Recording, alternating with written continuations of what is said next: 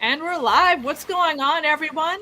Welcome to the Carnivore Hangout Party. We got everyone in the house today. We got me, of course, Nicole. We got good old Ron from Carnivore Ron, Aaliyah, Jonathan from Composition Consultant, and Dave with Carnivore Werewolf. So, what's up, guys? Yeah. Having a great Sunday. I moved the pool party to after the live stream so I wouldn't be late. Nice. Like last time. So, as you guys enter the chat, please be sure to pop in and say hello, so we know you're here. Um, but let's just kind of quickly go around, just in case people don't know who all is on this stream, and just tell everyone who we are. So why don't we start with an order on my screen? Ron, why don't you go ahead and quickly introduce yourself to the audience? Hi, I'm Carnivore Ron, and eaten carnivore for 5 years and doing well. Sweet, sweet. Leo, what's up? Hey, so I started carnivore in March 1st, and it was pretty much life-changing for my weight loss and other things of health that I had no idea. I cured my IBS in like probably a week and a half that I had on and off for years, symptoms of that. And I love it, sleeping great. And now I'm here to talk about it to help more people find out about it. That's awesome. You also had the nasty endo that you talk about a lot. Oh yeah, I talk about that a lot, and it's funny because like all these amazing things start happening, and then you just forget. You forget the bad. Oh wait, my life. This totally changed this horrible aspect of my life, and then I forgot about it. What's up, Jonathan? You're right. I'm Jonathan, so definitely not John. I'm the composition consultant on YouTube. I'm probably too diseased to summarise myself like Elia and Ron have succinctly managed to do. So, yeah, I'm just here, happy to chime in and answer any questions and help you guys out, and also listen and learn as well. Sweet. Awesome. What's up? What's up, Dave? I'm Dave, Carnivore Werewolf on YouTube and online. I've been carnivore. Coming up August 1st will be my 1-year carniversary. I've reversed all of my health conditions and lost a ton of weight as an over-the-road truck driver doing this. Heck yeah! Awesome. And he was also fell prey to veganism. 7 years of it. Yep. Woo. Wow. Yep. It did its damage. So I'm Nicole. I'm carnivore, ketovore for about 8 months, 9-ish months. I stopped counting, and yeah, similar to everyone else, I reversed sleep apnea, dropped a ton of weight, high blood pressure, all that stuff, inflammation, digestive issues, and I too had a 4-year stint of vegan, and I actually gained 20 more pounds on vegan. So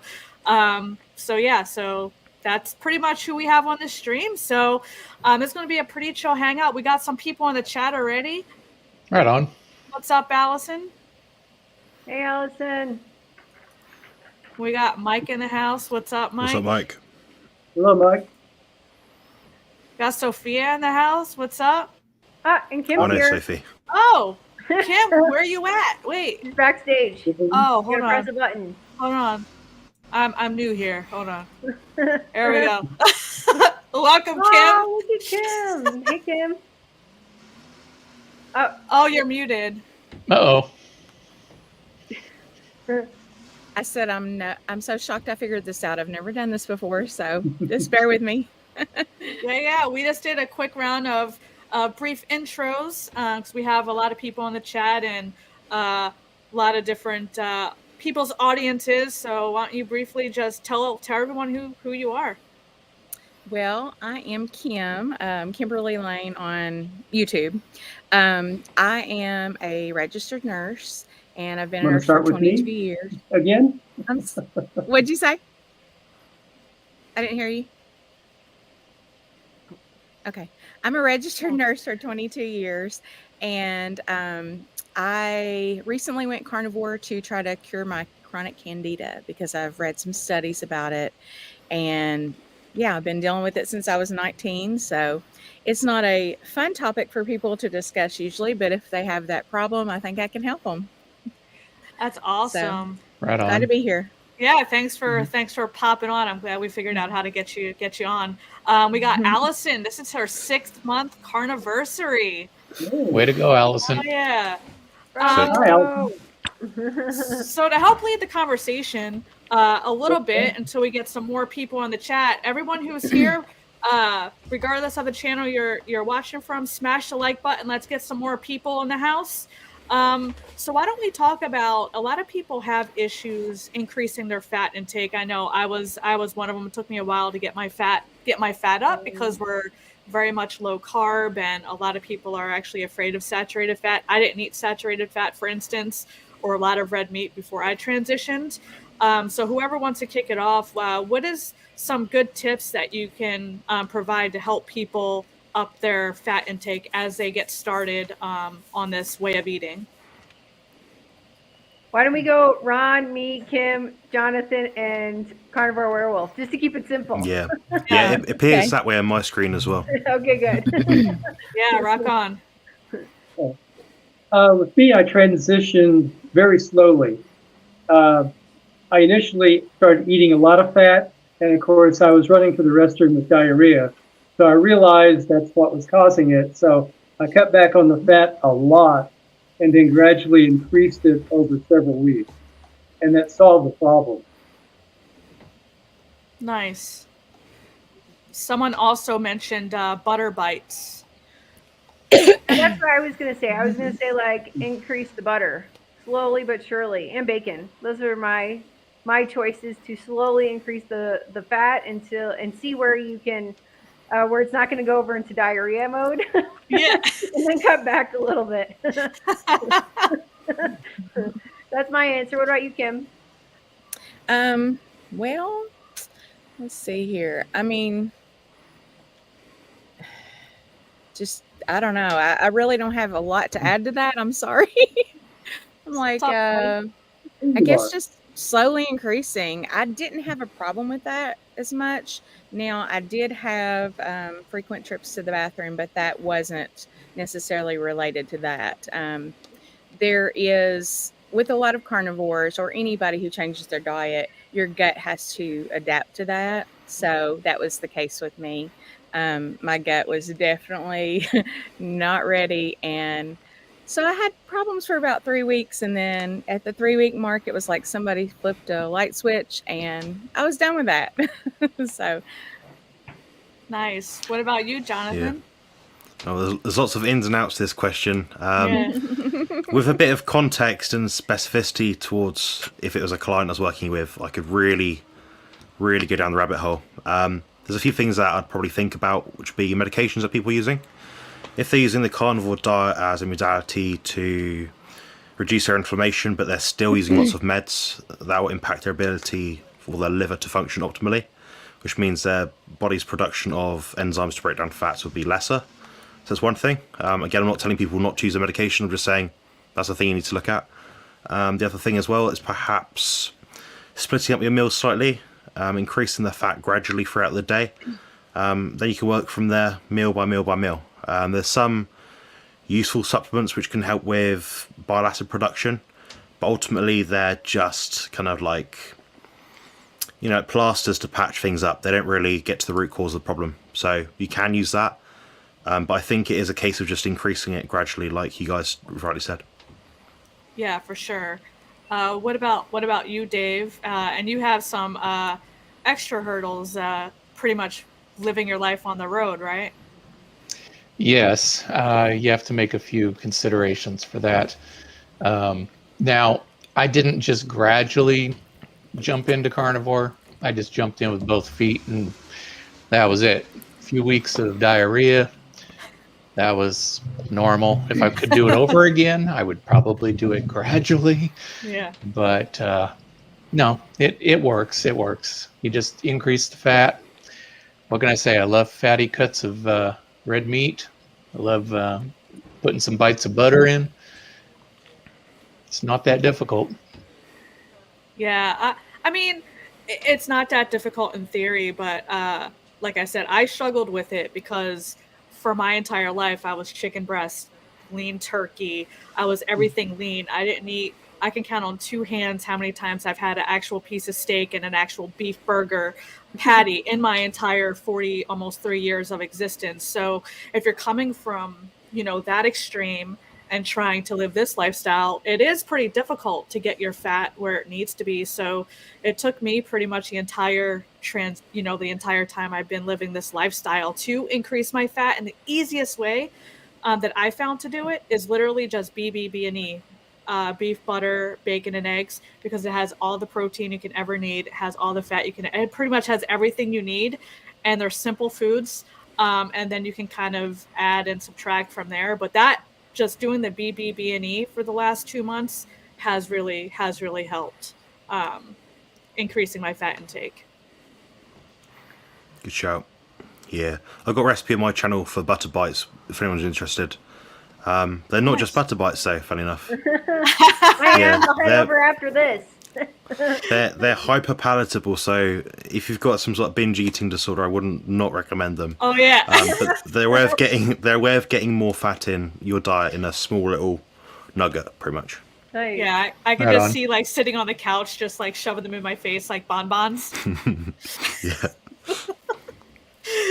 We got Daniel from Colombia.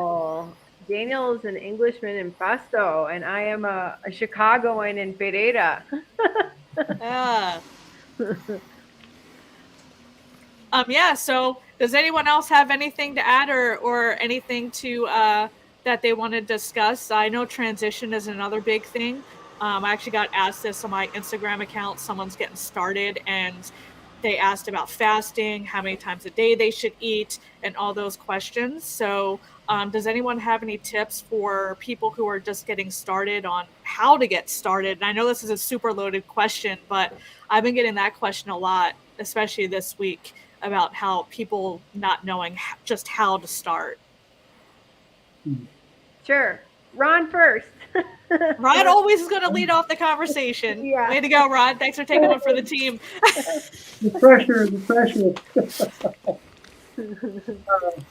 How to start? Well, of course, I started looking at carnivore influencers' YouTube videos, and there were plenty of suggestions from them. So basically, I just jumped in with both feet. I went cold turkey from the standard American diet. And about a week and a half after I started, of course, I hit the dreaded flu. And so I went back online and realized that I needed electrolytes. So after taking electrolytes for several days, I transitioned off, and I've been fine ever since. So I would suggest slow transition from the standard American diet to carnivore. Yeah, electrolytes is key. That's very important, especially in the beginning. That's a good tip. What about you, Aaliyah? I would say, well, first I was trying to do keto on and off for like 6 years, and I couldn't get the results that I expected, like what I'm getting out of carnivore right now. So I was a little bit adjusted, at least to eating low carb. So I would say if it's like a totally new person getting off the standard American or standard UK or standard Australian diet, first take out the seed oils, stop going to McDonald's and just take a garbage bag and get all of the carbohydrates out of your house, like the refined carbohydrates, and get the fruit out of your house. I'm not totally against vegetables. I always say I love vegetables. They don't love me. So, so get the fruit, carbohydrates, and seed oils out of your house. Then slowly start taking the vegetables out of your, research and find out what are high oxalate vegetables and get those out, and get the almonds out, also high oxalates. And then add in more red meat and more fatty meats, and then do that sort of conversion, getting the other thing out and getting the higher fatty meats in. There you go. For sure. What about you, Kim? What you got? So I'm kind of an all or nothing type person. I don't really do things halfway. So sometimes I have to learn the hard way. And I'm not saying I would advise others to do that, but it just depends on your personality. Some people just can't, do half standard American crap and, transition easily. I'm not a transitioner. I'm a let's do this now. So you went cold turkey.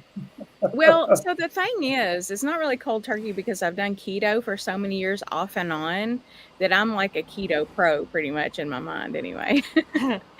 But yeah, I've done that so much that my body, I feel like, goes pretty quickly into it. And but for somebody who's brand new, I would think that they should probably do keto first, and kind of learn the rules, and just it teaches you to get away from that unhealthy food.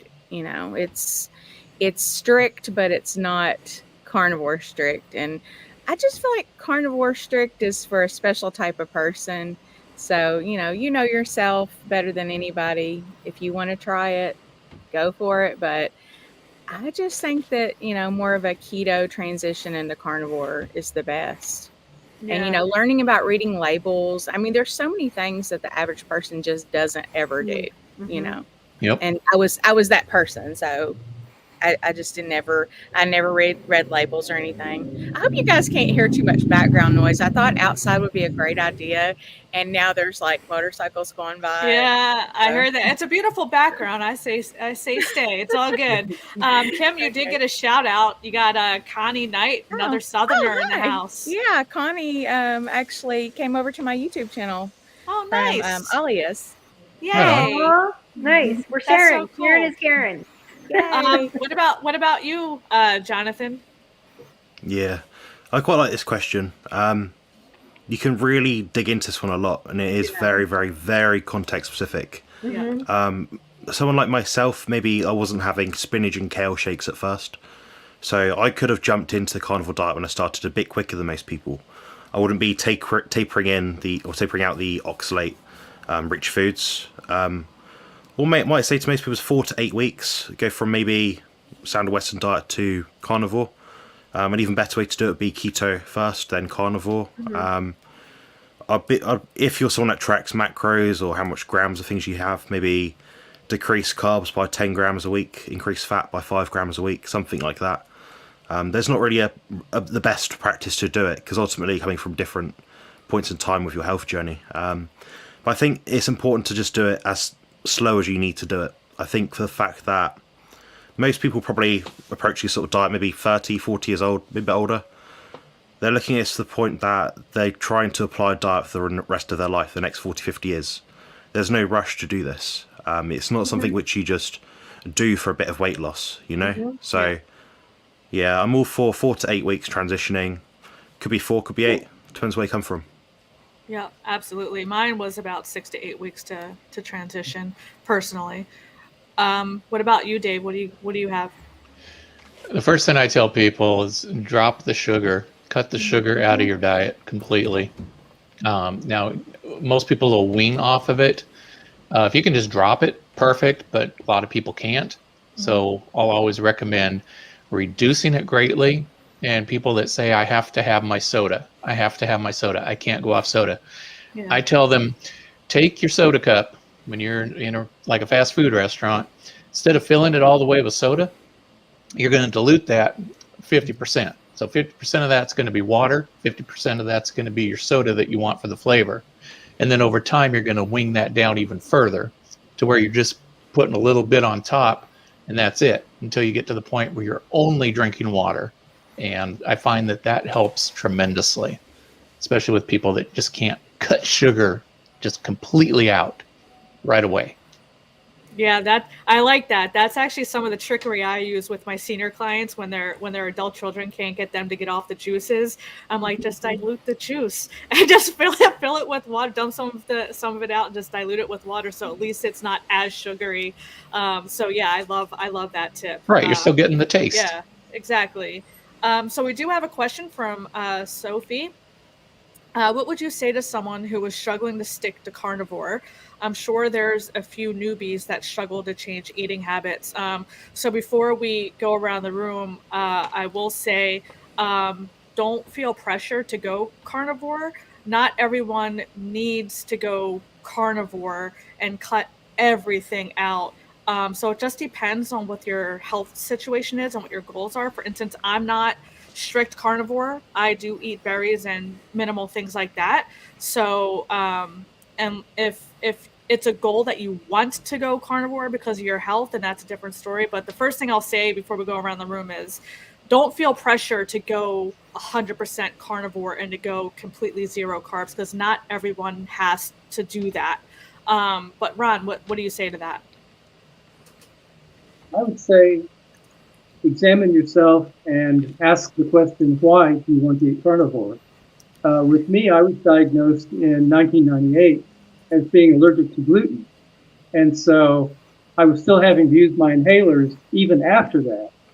So whenever my daughter was telling me about the keto diet, I jumped online and found carnivore. And with the ultimate elimination diet, I thought, well, maybe this would solve my problem. And it did.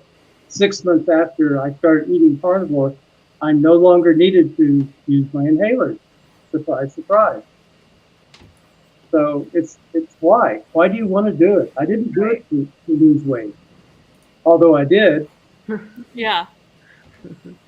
What I about you, love. Aaliyah? Sorry, I love that he said that.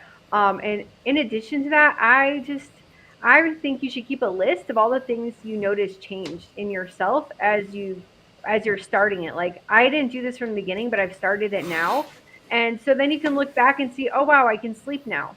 Oh wow, XYZ happened. Oh wow, I'm not terrorized by my menstrual cycle. Like, keep the things in mind that have totally changed in your life, and then it's gonna be easier to stick to. But in addition, I would say you need to eat more fat. If you're craving those other things, you need to be eating more fat so you're not struggling with your habits. Also, don't have the crap in your house to like tempt you. Even though I have two small kids, we don't have crap in my house. We have bananas and stuff, but I never like fruit. So like the stuff that would tempt me or used to tempt me, it's not here. So there you go. Get that out of your house. There you Yeah, go. Kim. absolutely. Okay.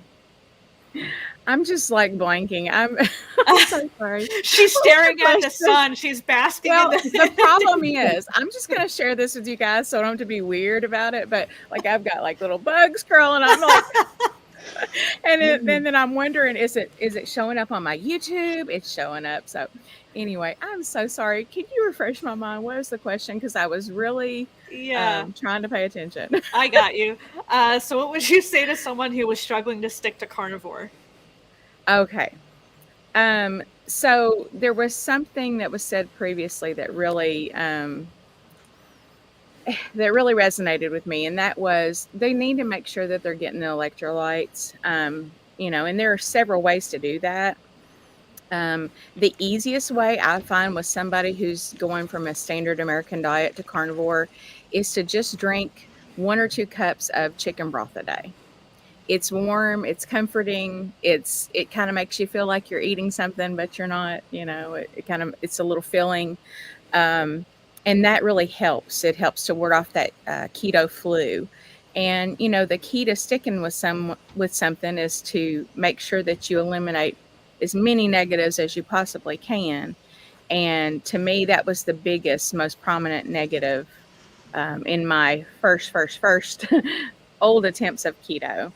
Now that's kind of like, I don't want to say a rookie mistake because that sounds, kind of cringe. But once you've done this for so much, you can definitely stop yourself from going into the keto flu, because you're dehydrated. You need electrolytes, and you can get those through, the packets. You can make your own at home, which several people, including Dr. Berry, have a video about that.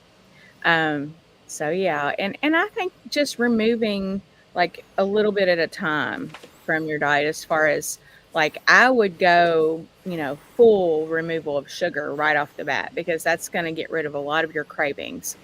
And then after that, I would say, okay, you drink soda, so let's just go to diet soda for a while. I'm more of a realistic. I have to be.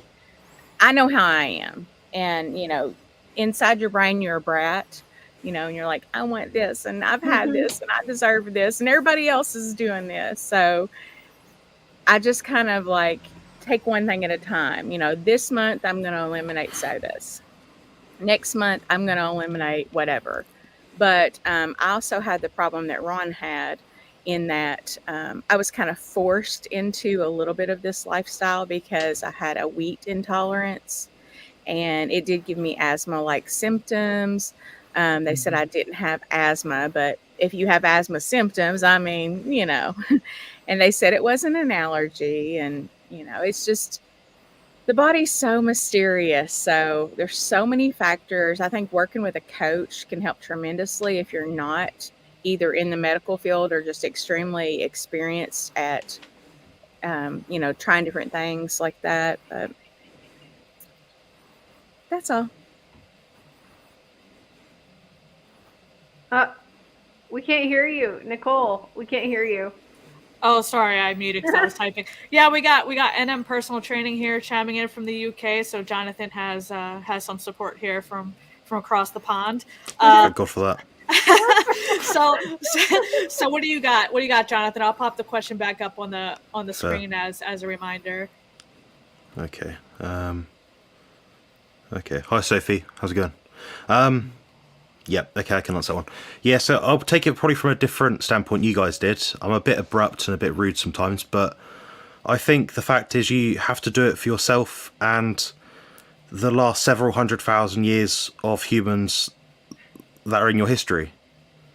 The fact is they followed a diet of predominantly meat and fat. They got to this point in time because of exactly that. You don't know the history of your entire ancestry. You don't know how much they struggled to get there where they were at that point in time. You don't know the difficulty that you had to bring up a child, rear a child. You owe it to yourself and your offspring to follow the diet that is most helpful for you. That is obviously the carnivore diet. Now, you can have some infringements along the way, but it has to be measured. You have to be able to accept and be accountable for any infringements that you have upon your diet. I think for some people like myself, it's never going to be optimal to go off the diet. I have to be more strict than some people. Now, other people perhaps have a better hand in terms of their health prospects. So for them, yeah, they could do just keto. They could do ketovore or whatever that happens to be. People like myself, no, I cannot do that. So, I think it's specific to you and your goals. And I think if you're a human being like myself, you have to be willing to thrive and survive and go about your day to optimize what has brought you to this point. You owe it to yourself. That's my key point. Mm-hmm. Yeah, absolutely. I agree. Like I said, I'm ketovore, so I do have very, very minimal carbs, but I'm not, one of those people who needed to cut everything out. I had to cut most things out, but there are things that I'm okay on. So Jonathan, would you be from down south? Yeah, so I reside in sunny Bournemouth by the coast. When I'm not at sunny Bournemouth, I'm with Sophie in Woking, which is roughly an hour south of London. Nice. All right, Dave, what do you got? What do you say to someone who's struggling to stick to carnivore? Okay, the first thing, and you and I have discussed this before, what one person can eat is different than what another person can tolerate based on several factors, one of which being what their parents ate and their parents' parents ate. That's going to be part of your genetic makeup. And that includes what you're able to handle as far as food goes. So that's why they say, well, how come someone can't handle this, but they can handle that? Well, each person in their ancestry is different. Yes, it does all come back all the way down the line to eating fatty red meat. That's how we thrived as a society, and that is what we need to go back to. But as far as this strictness and, what some people call the carnivore police, if you will, Dogma. the dogma, I look at it this way.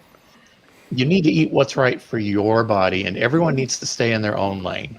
Like I have a shirt that I designed that's a carnivore police shirt, and it says, exercise authority over your own food. And that is my views on that. But as far as sticking to carnivore, not too long ago, Dr. Ken Berry came back and said, if he could go back in time, he would change the Triple B and E challenge to be Triple B and E and small seafood, or ass as I call it. So Triple B and E ass. It works for a lot of people. A lot of people, they struggle because they don't want to give up seafood. And then I tell them, you can have seafood on carnivore. Carnivore, you can eat any animal product, and it's still carnivore. Well, this person says it's not. Well, I don't care what that person says. They're not you. So you need to do what's right for your body. Sorry to make that so long, but that is my view on the subject. You said ass, so I'm good with that. I'm good. Good. So yeah, I also had this conversation with someone earlier this week about labels, and this was back off Nisha's video, Ken Berry's wife, in case you don't know. And I 100% agree. There are these carnivore police and dogmatic people who, if you call yourself a carnivore and you drink coffee, you know, the claws come out and things like that. So I say don't worry about the label. Don't worry about sticking to strict carnivore or lion diet or ketovore or keto or whatever it is. Just do what's best for you and do what feels good. Whether that's ketovore or carnivore. So I am not big on labels anymore because there's so many people, you know, coming at others in the comment section about that's not carnivore, that's not this, that's not Yep. that. Just do what's best for you. I've never called myself carnivore because I have strawberries and blueberries in my fridge. And someone recently said, well, blueberries have oxalates. I was like, cool.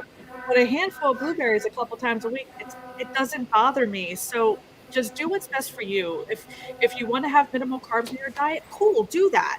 But I just wouldn't worry about what you're calling yourself. Just do an extreme elimination diet. Go, 100% carnivore. And if you want to, try adding things back in your diet, then do that and just see what works for you. But don't feel like you have to stay carnivore for strict carnivore the rest of your life. I think it's a good starting point as an elimination diet, and then you can kind of slowly add some things in that you think you might want to try to see how it truly affects you.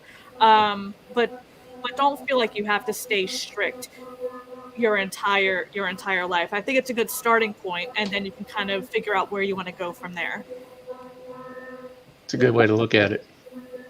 Yeah, that's what's worked. That's what's worked for me and many other people, I'm sure. Shell, just plain old Shell. She says she started carnivore in February, so just a few months ago. She had her eyesight checked 2 weeks ago, and her eyesight has improved nearly 20/20 again. I'm 63. Is it because of the carnivore diet? Damn, Shell. First off, congratulations. That's amazing. I know Ron and I had an interview. It's never too late to start the carnivore diet or to change your lifestyle. So that's Absolutely. amazing. So Ron, since we like starting with you, what do you say about that? I always say carnivore can't cure everything, but it can help most things. So what do you say about that? Well, no, carnivore does not cure everything. Last year I had cataract surgery, and they'd been watching my cataracts for over a year, and I just decided that to go ahead and get them removed. The doctor said that they were bad enough now that they could be removed, and my insurance would cover the procedures. So I did that. I mean, I had the cataracts before I started carnivore, and they were gradually getting worse. So carnivore did not help my cataract. Okay. What do you say about that, Aaliyah? That's awesome, and I have no idea, but if it did do that, that's great, and I really hope it happens to me because I'm super nearsighted. Yeah, it didn't help my vision. I actually just got prescribed my first pair of prescription eyeglasses, so it didn't help me. But I will say, when I cut out the high oxalate foods, because I was eating a ton of spinach, unlike Jonathan, I was a smoothie queen and doing all those things because after the gym, that's a bro thing to do, right? So I was eating high oxalates, and I know Ron shaking his head no, but I was eating high oxalates, and I noticed I felt like I had sandpaper in my eyes, like sand pebbles. So once I eliminated all the green leafy vegetables and all that stuff from my diet, my eyes in that sense have improved. But my eyesight itself I'm on prescription eyeglasses now, so unfortunately, I'm not benefiting from improved eyesight. What do you say about that, Kim? Well, I definitely think that it can improve in some people. Mine, so my actual prescription did not improve.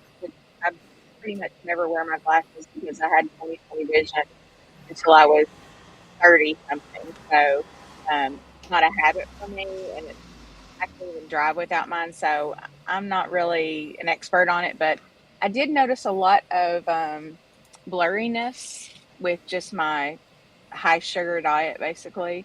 And that makes sense because it's doing damage. It's doing damage everywhere in your body. The glycation from all the sugar. So as far as that went, it feels like it's gotten less blurry, but like my actual prescription hasn't changed. Yeah. So, I mean, I do think it's possible though, because I've heard Dr. Berry and others, other like really big doctors and stuff in the carnivore space and the keto space talk about it. Yeah. What do you got, Jonathan? And then Dave, you can chime in if you have anything to add. Yeah. I'm a bit unsure about the question. I mean, the carnivore diet won't fix everything, of course not. Right. You can use it as a diagnostic tool, though. That's one of the ways that I used it. So around about 15 years ago, roughly, I had an injury playing rugby in Italy. That basically knocked my spine out of position in the L5, S1 vertebrae. I lost pretty much up to the point all of my disc in that area, pinched on my nerves and affected my mobility and things like that. Now, I tried all the diets to reduce inflammation. I was successful with the carnivore diet at reducing inflammation. I noticed when I did like head to tail, head to toe analysis of myself, like, oh, what's my eyesight like? What's my skin like? What's my digestion like? What's my joints like? All these sort of things. You can actually give yourself a score out of 10 and see from week 1 to a year down the line, like my partner Sophie is right now. You can make an assessment, what has improved and what hasn't. And you'll find for some things it will improve a lot. Now for me, in regards to my spine disease thing, I used it as a diagnostic tool. I realised my inflammatory markers all went down to 0 with the diet, so brilliant, successful. I realised, okay, I needed more scans, I needed more diagnostics to underpin what was wrong with my spine. Then I had the MRI, and that pointed out quite clearly I had a spine disease. So that's kind of how I think it's useful. So I do highly recommend people go from head to toe, make some little notes. My eyesight isn't very good. When I wake up, my eyesight's blurry or something like that. My digestion isn't good. Then reassess a month later, a month later, a month later. It's a big science experiment what we're doing here, guys. We're not doing something which is promoted by anyone. So you have to be your own N equals 1, and you'll find that overall your health outcomes will be better as a result of the diet, and whether that's ketovore, carnivore, low carb, something will improve. Yeah, 100%. We did have a comment from Mike who said retinopathy and other eye-related issues are caused by insulin resistance. It may take time for these to improve. Yeah, absolutely. Do you have anything to add on that, Dave? When it comes to anything about eyesight, I always refer people to Dr. Lisa Wiedemann. Yep. As far as eyesight goes and anything to do with macular issues or anything to do with your eyes, I always recommend people go listen to her. She's very knowledgeable in this area. That is her profession. Yeah. The only other thing I'll say is comes kind of back to what I said before. Each person is different, and what you've done to your body will determine how long something is going to take to regenerate, repair, or improve, or maybe it won't. It just depends. There is no fix-all for everything, and that includes carnivore. Yeah, absolutely. Is her YouTube channel the Carnivore Doc? I believe it is the Carnivore Doctor. Okay, yeah, that's what I think too. So go check out the Carnivore Doc on YouTube and watch some of her videos. She actually has good recipes on her channel as well. She does. Yeah, she does a lot of cooking. She was one of the ones that I was thinking of when I knew I had heard that some people's do improve, and I remember her saying that now, and among Yeah. other things, she has her video with her interview with Dr. Berry was really good. Oh, I Yes, don't think I saw that one. I have to go back and watch that Bart one. Kay's another example of someone that's improved their Absolutely. eyesight. Oh, really? absolutely. Oh, Yeah, he had okay. macular degeneration. Yeah. Oh, wow. Okay. Wow. Yeah, that's crazy. Well, who knows? Maybe I'll be able to get rid of my prescription glasses I literally just got this year. So that'll be awesome. Anything's possible. So we did have another question from Robert Bubba Baker. I love that. I wonder what else people on the panel are doing besides carnivore to improve their physical and mental health. Oh, this is a great question. And yeah, I think we can get a little deep with this one. Ron, why don't you kick this off? Well, this morning I spent 2.5 hours in the gym. I finished up deadlifting, and I have a stack of books, and I'm going to the library today. I'm physically active. I walk every time I go to the gym. I'm intellectually stimulated. I read an hour every day. I mean, I try to learn something new every day, and I would suggest everybody try that. Absolutely. Yeah. My turn. Your turn. Okay, so to understand this, you have to understand that I was like a pretty couch potato-y before I started carnivore, and then within like the first week of starting carnivore, I just wanted to do more things, and I was more active, and I was more willing to like take my kids to the park. Let's go to the pool. We have a pool right here where we live.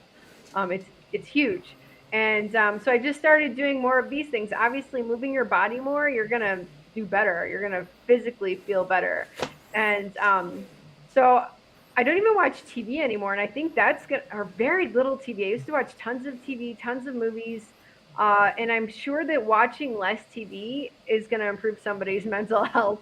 Yeah. Just there, and going outside and being in the sun is going to improve your mental health. I also like to read self-help books and listen to some audiobooks. I was recently listening to Atomic Habits. I like some of the information in there. So yeah, I'm kind of with Ron on learning new things and understanding the mind more and how it's related. And just being on carnivore, you feel like you want to move more, and that is going to help. And you want to do more. Like I said, the pool parties after this live streaming, and the kids are going to the pool. Right on. Yeah. Leah's at the pool like every day. She runs. Almost. Almost. And I was late to our first live stream because I was confused on the time and I had wet hair and no makeup on. It was very funny. Well, I say that largely out of jealousy too. So. Okay, come visit. Come visit. We have a bed for you. You can go to the pool. Just for Nicole. Yeah. What do you got, Kim? What do you got, Kim? Well, so I've been trying to, with all this energy that I have now, I've been trying to walk more. I have always read a ton of self-help books, and I consider myself to be kind of like a health hacker. I rely very little on actual doctors, which is pretty ironic since, I'm around them all the time. Yeah, I've got a video coming out pretty soon that might make some people mad if they see it. I'm just saying. Yeah, I'm like, ooh, how inflammatory do I want to be? How much of the truth do I actually want to tell? Yeah, it's a fine line. I still have a job at the hospital. So, Yeah. But anyway, so yeah, I've always read a lot of self-help books. The moving more, years ago, I started just standing all the time. So I almost never sat down. I never watched TV.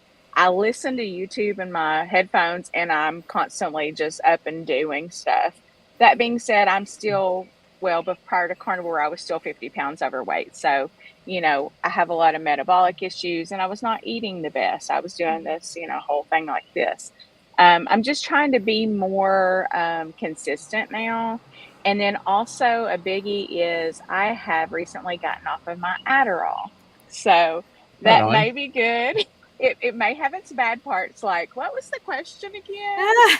But I have found that if I eat sardines on a regular basis, those omega-3s, they are really a big brain booster, and I love sardines. So, but you have to find the right ones. Don't go to Walmart or your corner store and get a thing of sardines and just think, oh, these taste like garbage. If they taste bad, I promise you it's not the right sardines, because I'm not a fish eating person at all. Okay.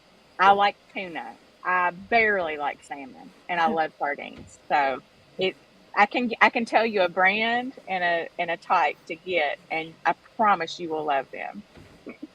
But they have brain power, so that's been helping me out a lot. My goal is to get off of all my medications, so that's hopefully going to improve my physical and mental health a lot. I've been taking.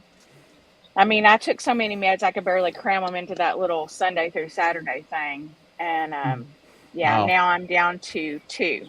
Nice. Other than like vitamin D supplement, I do that just because. But I'm down to Wellbutrin and what is it, Claritin, and the Claritin's kind of like I'm trying to do every other day.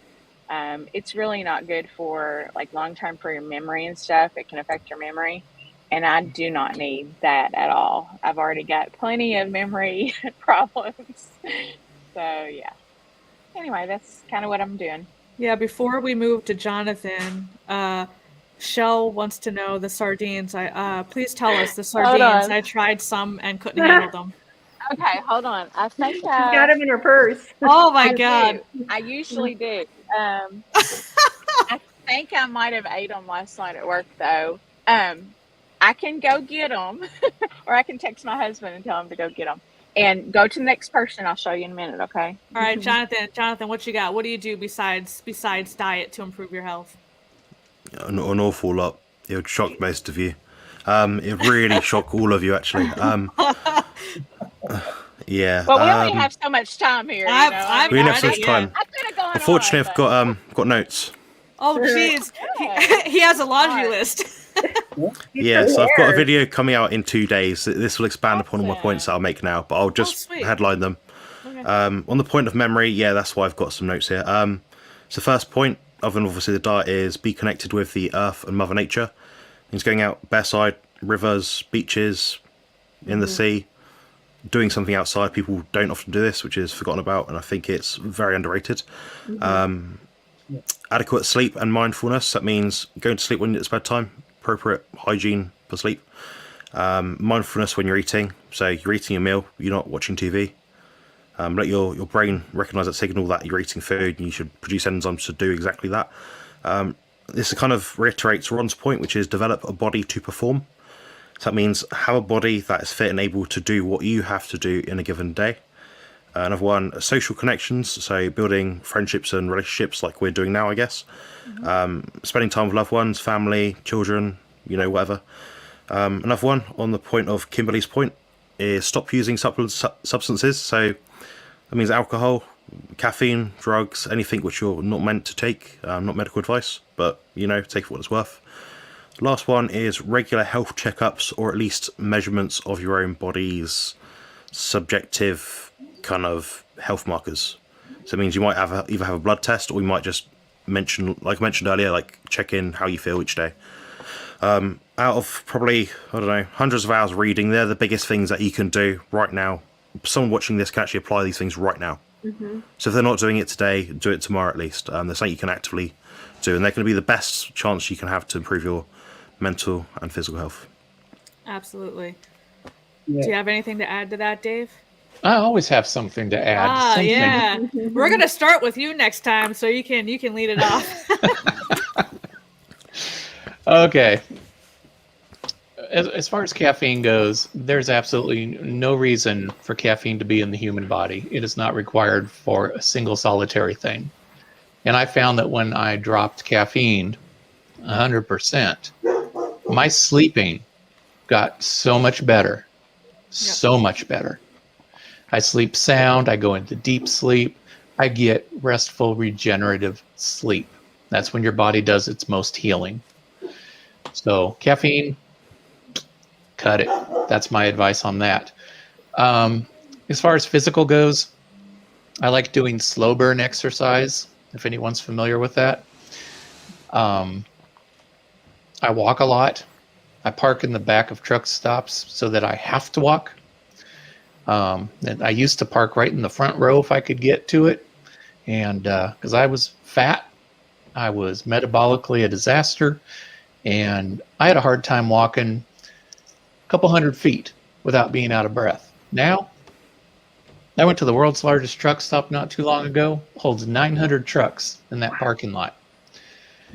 That's Iowa 80 in Iowa, Walcott, Iowa. I not only walked from the back of the lot to the main building, I also walked in between. I walked around the perimeter. I walked everywhere. And I also kind of got bored doing it. But I was thinking to myself as I'm walking, it's like, I didn't used to be able to do this. This would have been a challenge. I would have died, probably. So making these small changes make a big effect on what you can do with your body. And energy through the roof. Since I went carnivore, through the roof.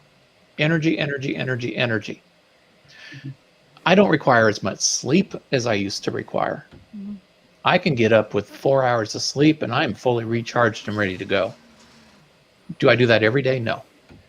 But on days when I have to, doesn't faze me. I can get up, do my job, take off, do whatever I need to do. And so much happier for it. So much happier. And as far as spiritual goes, if you've got something spiritual to go to it. I've been redeveloping my personal relationship with God.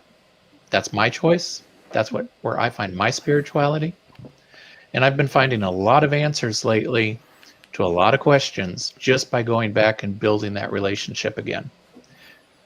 Even in the Bible, did you know that God said when it came to the ark that the animals that were brought onto it were going to be used for our food?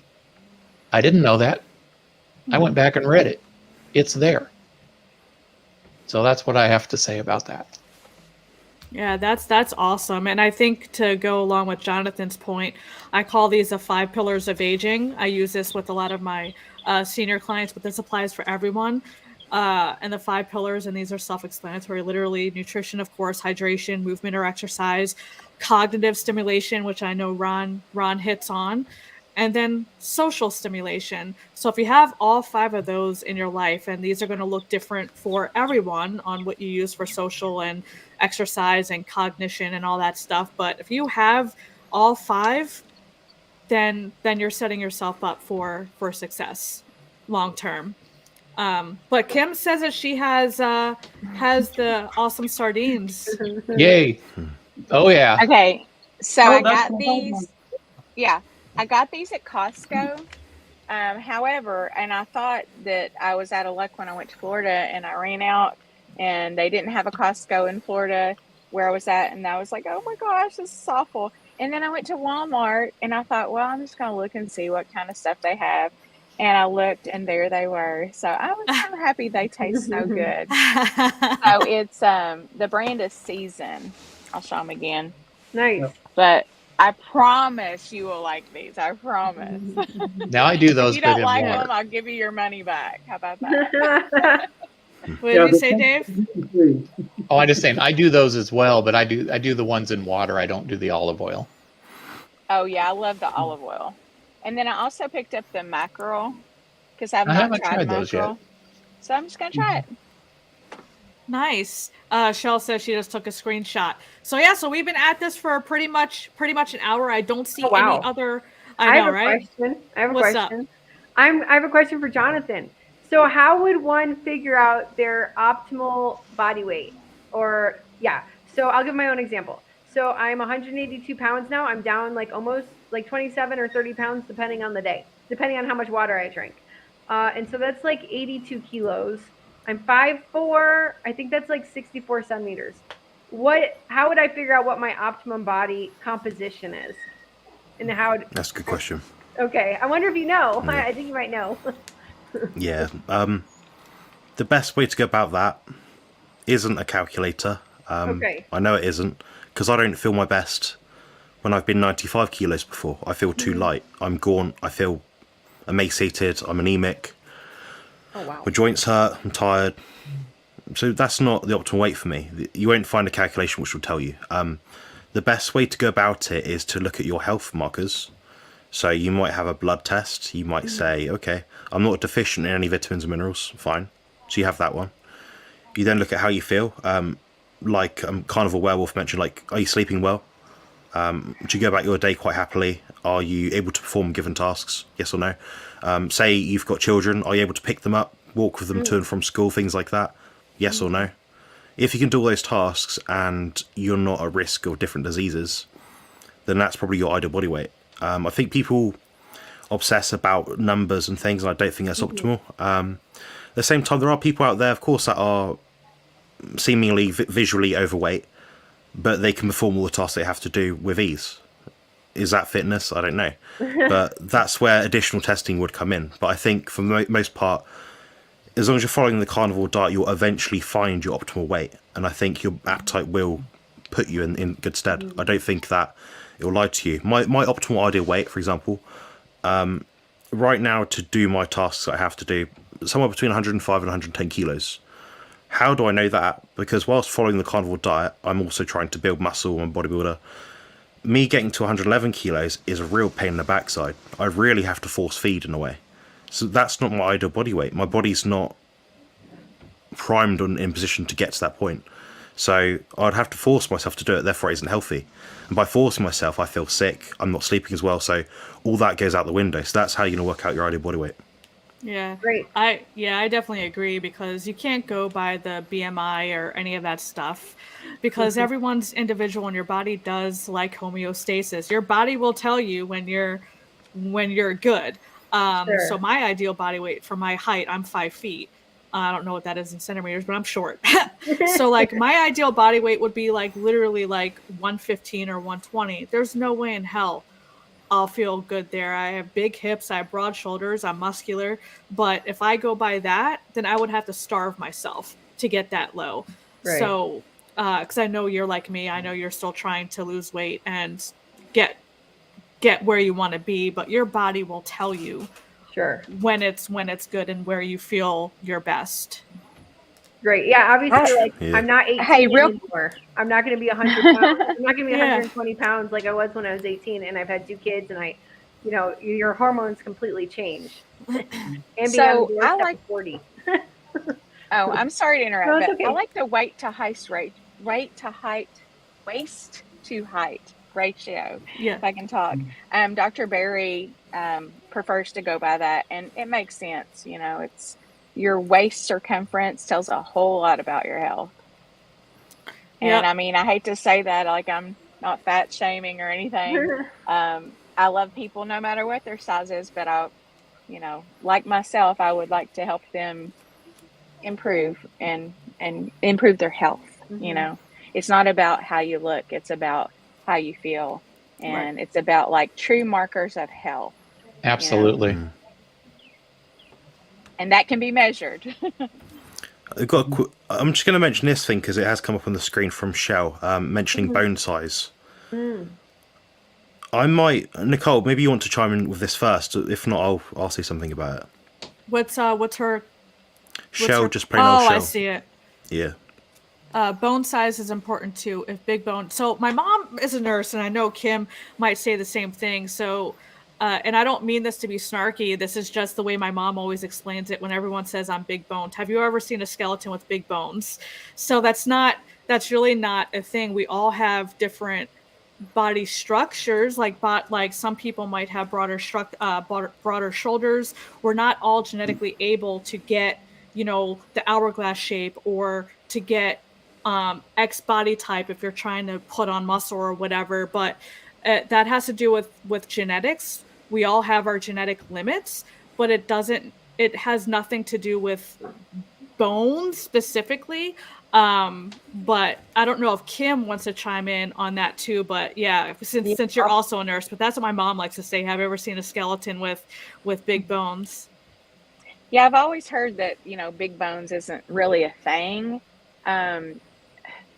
That being said, especially in children, we used to think that one of my sons was big boned, he came out bigger. Like even as a little baby, he wasn't fat. He was just bigger. And this child is now about 6'2", and he's 17. So, and we're all like little, I'm 5'2". My husband is, I think he's 5'10", 5'11". I mean, he's not super short or anything, but he's not super tall. So yeah, this child just grew up to be a big boy. So he's like he could be probably a linebacker if he wanted to. But yeah, I don't really think that it's a real thing. I mean, I could be proven wrong, but I've always heard that it wasn't a real thing. But it makes us feel better. And then she did say that she thinks that when her body stops losing weight, that she's optimal. Yes and no. It could be, or it could simply be that you've got some hormone issues that need to be corrected first before your body feels comfortable. It's like my dad, Dr. Barry, says. I love Dr. Barry. I'm always referring to him. So like if he starts a cult, I'm taking my whole family down to Tennessee. We're right there, But no, seriously. But no, he always says that your body's not stupid, your body's not dumb. It's in like preservation mode if you're not losing weight. There's a reason, like there's something biochemically stopping it from that. And we just have to figure it out. Or we just have to stay consistent till it gets past that, little people say plateau of, okay, we're going to lose weight. And then back in the day, if we would lose tons and tons and tons of weight, it's a danger to your life. So your body doesn't want to do that. It's against nature. So when we have to lose all this weight, sometimes we have to just take it, okay, let's do it for a while. And then now our body's going to kind of equalize a little bit. So yeah, we can pass the baton to Jonathan, but I will say when it comes to weight loss, our metabolism. So of course, the heavier you are, the faster and easier it is for you to drop body fat, right? Because your metabolism is naturally faster because it's working harder for everyday tasks, just breathing, beating your heart, standing, sitting. So the more body fat you lose, your metabolism starts to adjust because it's not working as hard to move that amount of mass around. So that's really what the plateau is you found your new set point, and then you just have to adjust your intake a little bit. But the more weight you lose, your metabolism naturally adjusts to that, because it's not working as hard as when you carried around more fat or body mass. Jonathan, what do you have to say? Yeah, I mean, if you look at the average skeleton of, say, maybe Elia, you're quite short in stature, I imagine. Yeah. So your skeleton might weigh 5 or 6 pounds. Oh wow! I thought it would weigh more, but okay. Yeah. It's like Nicole said. It's tiny. It's like a feather. My skeleton, I'm about 6'1". It might weigh maybe 9-10 pounds. But it seems to be based on mostly height. There's very little variation between your actual height. Now, some people will be built bigger, but you'll look at that person and you'll see straight away, okay, they're built bigger. You can tell that they're not over fat. The example of Sophie, so she was in the chat earlier, she weighs, I probably can't disclose this, but she weighs quite a significant weight.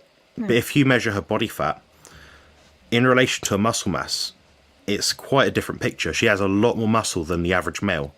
She probably has more muscle on her body than the average male that would watch this video. In her muscle mass is more than the average weight of the average male. If you look at her, you look at the size of her muscles, she does have a lot of muscle on her body. Now, if she was to set her goal and say, okay, I want to lose 20 kilos, she would actually be emaciated. So it wouldn't look good. So there are definitely outliers that just hold weight in a certain way. And like I said, back to the point of like the nature argument, homeostatic mechanisms, your body's going to go to that point, then when it doesn't want to go anymore, it's going to tell you, flipping, pack it in and stop it. And one measurement which might be useful to some people watching this is a fat-free mass index. And for men, I think somewhere around like 20 to 21 would be useful. Women, 17 to 18. So the way you'd work that out, I believe, is with, I want to say it's a waist measurement maybe, or body fat and height. than your total weight, something like that. So you need a few more measurements to make it up, but that will give you a good idea of what you should be aiming for. But like I said, it's very individual, and it doesn't say everything about your health. So Right. Does anyone else have anything to add to that? Shell does have another question, but does anyone else, Dave or Ron? Well, I do have a comment. I grew up here in the central United States, and being big boned is a euphemism for being overweight. Yeah. That's what I grew up with. Yeah, exactly. Dave, do you have anything to add or a comment? No? The only thing I say is when it comes to measurements or anything, macros, I just do whatever I think my ideal body weight would be and eat that in protein. And that seems to work for me. Yeah.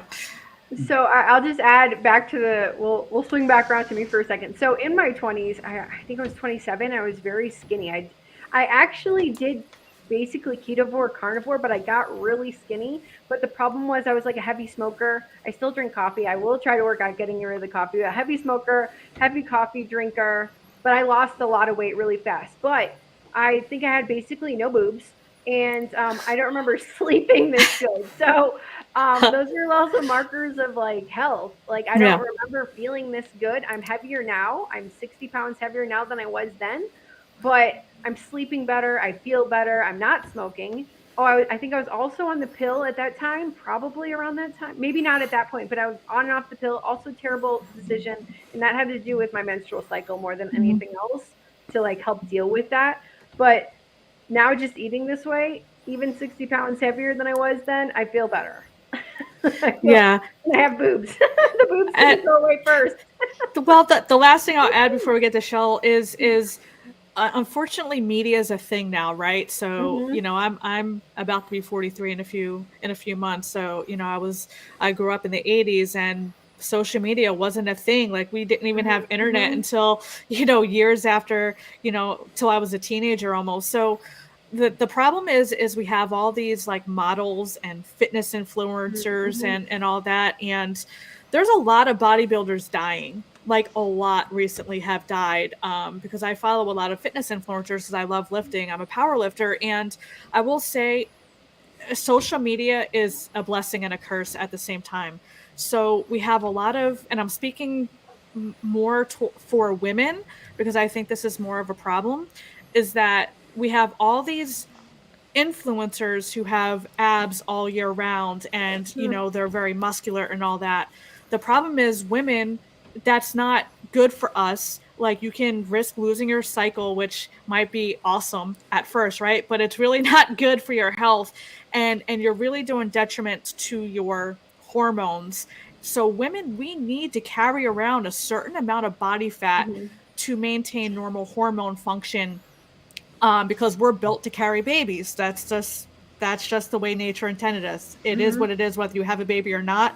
We still need to have a certain amount of body fat. So I will say, because of social media, that women specifically feel like they have to get to look a certain way, and they have to get to a certain leanness and all that. And I just want to say that's not healthy necessarily long term. So don't feel like you have to be a certain weight just to look and feel good, because you may look good, but that doesn't necessarily mean you'll be metabolically healthy or hormonally healthy. So that's the one caveat I will make, because I know that's a huge problem, especially for women with EDs and all that stuff nowadays in recent years. Yeah, totally agree. So Shell says, and Jonathan, this is good for you. Muscle weighs more than fat. Yes. Question mark. So measurements are more important than weight. Yes. Yeah. Well, also, what's comprised of that measurement? Like, I don't know. Right now, I've got like an 18.5, 19-inch arm. Great. But I'm also not 5% body fat, so it wouldn't translate well to a bodybuilding stage. Now, if I lost the body fat, I might have an 18-inch arm. So, yeah. I mean, you look at, ultimately, you know, you're looking in the mirror and you'll either like or dislike what you see. I think sometimes people push too hard and they try to go against their body's own signals to try and achieve something that's potentially unattainable. Just have realistic goals, I think it comes down to. Yeah, that pretty much is kind of a continuation on what I was saying for women. Got semi-retired hey, Bob. Bob. What's up? Morning, Bob. That's good. What's up, Hey, minimalist Bob. carnivore? Agree on optimal weight. Took me 1.5 years to get it now stable for last 2 years, and with 2 pounds swing stable. Nice. Yeah, so I think that's all the questions. Mike did say when I said we've been at it for an hour that we're not vegan, so we can keep going. Right. Yeah, we've got tons of energy. Yeah, I'm down. Yeah. So does anyone else have anything they want to discuss? I don't see any other questions or anything in the chat. I just wanted to add to what she had asked about the muscle weighing more than fat. I actually put it into the comments. So yes, muscle does technically weigh more than fat, but my main thing is I think that you will intuitively know when you get to that point for you. It's different for everyone. I mean, yes, track the numbers for everything. Track your labs, track, your weight, track your measurements, all that jazz. But when it comes down to it, we're not a set of numbers. We're, we're supposed to be exactly perfect the way that we are. If we feel perfect at this weight, that's fine. I said that kind of funny, but it's different for everybody. Body type we have to consider. I like Alia for different reasons am not going to look good if I weigh 120 pounds. That would be really bad for me. So it's just, I think you're gonna know. I believe in going with just your intuitive instinct about what's right for you. Certain people don't want to put pepper on things. Pepper's great for me. This is just such a personal. We have to tailor this to the person, and again, why coach is good. Yeah. It's what you can tolerate versus what someone else can tolerate. Absolutely. Because I have no reason to eliminate spices that I love. That helps me stay on this carnivore journey. Whereas, one of you might say, oh no, it's just salt or nothing, Yeah, I agree. I have avocado. I have berries. Like I'm definitely less than 15, 20 grams of carbs, but I do have minimal carbs because that's what's sustainable for me, and I enjoy eating that way. Pepper makes me sneeze. I can't do pepper though. This is not a religion, Yeah. We're not No. in a cult, okay? Yeah. We are people trying to improve our health, and I think the carnivore community is actually a lot better than some others that I've been in. Oh yeah. I've never been a member of the vegan or vegetarian community, Yeah. but I've seen some stuff from them, and then also just even the keto. Like at first, the amount of keto police it was just over the top. This is not keto. That's not keto. Well, guess what, people? Keto is not a thing. It's, a certain amount of carbs kind of thing. It's a way of eating. It's not this could fit into it, and it's different for everybody. Either you do or you don't want that thing to fit in there. It's your business, Well, I think Dave and I can tell you about the vegan cult. I actually did a video that came out earlier this week or last week. I can't keep track about this protest that took place in Australia. Oh yeah, that was wild. So yeah, if vegans are Tosh, they're oh my god, yeah. So we do have. Is it the Church of Steak? hallelujah! Sign me up. And I do have vegans that I love too. So, one of my best friends next door is probably hearing me talk right now. She's a vegetarian, so she's, and then I have another friend that's a vegan. But it's all in good fun as long as they don't judge how I eat. I don't judge them. Absolutely. And I even did a recent reaction video to Nisha's video she put out about not wanting to use the term carnivore. I think you saw it, Nicole. Yeah. And yeah, I'm pretty opinionated in that matter. Yeah. I mean, yeah, you just do you. I don't think anyone on this call has, anything or actually, I think the majority of the carnivore space, and I say carnivore like low carb space, are supportive. You have the outliers, and I think, those are the dogmatic people that myself, Dave, and Nisha are talking about, are just the outliers. But Mike, are you planning on another Sunday Carnivore Live episode? We can.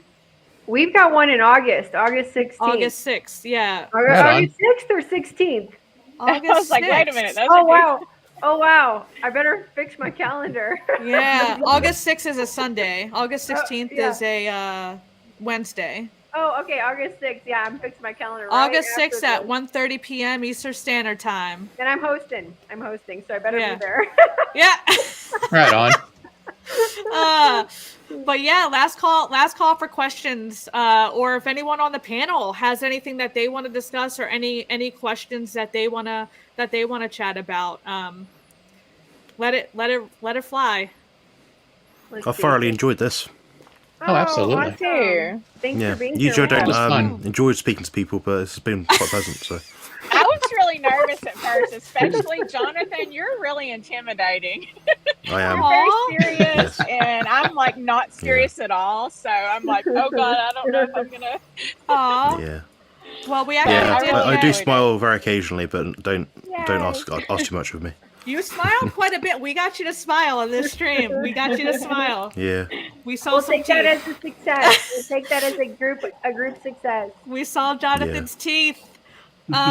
So we got Carno Dane. Can having too much electrolytes, vitamin D3, iodine, or vitamin K3 cause any pain in wrist? I only have beef, bacon, eggs, peppermint tea, and lemon tea, and still have wrist pain. Who wants to take a stab at this? Dave, you wanna lead? Oh, Jonathan, what you got? Dave, you go first. I'll go next. As far as too many electrolytes, I would probably, from what I understand, listening to the carnivore doctors, no. If you have too many electrolytes, you're just going to pee it out pretty much. Vitamin K3, I do a vitamin K2 D3. Not too familiar on the K3. So there we go. That's what I've got to say about it. Yeah, now let's let the expert talk. It might have been a typo there. K3 will probably kill you if you had to supplement with that. It does exist, but it would probably kill you. That's why they don't sell it. Good question. Now, K2, if you're talking about that would direct more calcium into your bones in specific areas. If you're in a position where you have potentially hard plaque, that could cause your blood vessel to actually burst. So, it's got more of an indication to not be used if it's to do with heart health. At least if you're using it in the wrong instance. So, K2 supplementation, especially K2, depending on the molecular format that it's in, so be it MK4 or MK7, that's individual and it's something you need to do your own reading up on. Now, pain in wrist, probably not. Your body is pretty good at chucking things out, like Dave said, that it doesn't need. The same with electrolytes. Iodine, not so much. These sort of things are trace things, like vitamin D and iodine. They're trace things you can take in supplemental form. But because they're supplemented, you don't have a feedback mechanism of your body to clearly identify that you've had too much. It's not like eating a fatty steak and being able to say, okay, I've had too much fat this meal, I've got diarrhea for the next 3-4 hours. There's not an obvious feedback system with supplements. That's the problem with a lot of supplements. Iodine deficiency doesn't actually seem to be that common. I don't think I've actually ever met anyone that's shown a blood test where they've said, I'm deficient in iodine. It's mostly symptomatic by the sounds of it. Electrolytes, if you're a long-term carnivore and you're using electrolytes still, I'll be very, very surprised. I'd say beyond about maybe the 3-month mark, you probably don't need anything like that. peppermint tea, lemon tea. I think it's just situational. I think it could be anything. It could be oxalate dumping. People have linked that to different bone issues. It could be that something you're doing in your lifestyle's negatively affecting it. Perhaps you lean your arm like that, or you sleep like that all day. Maybe that's the cause of it. I'd be looking more at lifestyle than the supplements you're taking, but for the most part, probably wouldn't be using those things anyway. I think living naturally, so going outside, getting sunlight, is most useful. Iodine, in the case of having, sardines, mackerel. There's iodine in eggs. There's iodine in raw milk. Same with K2. Lots of K2 in chicken thighs. Lots of K2 in raw milk as well, actually. A lot of studies which you look at which kind of say what is and isn't in these foods, they're not very accurate, and oftentimes they don't actually test for these things. But people have independently tested these things and said, oh, okay, it is actually in it, but we've just not measured it.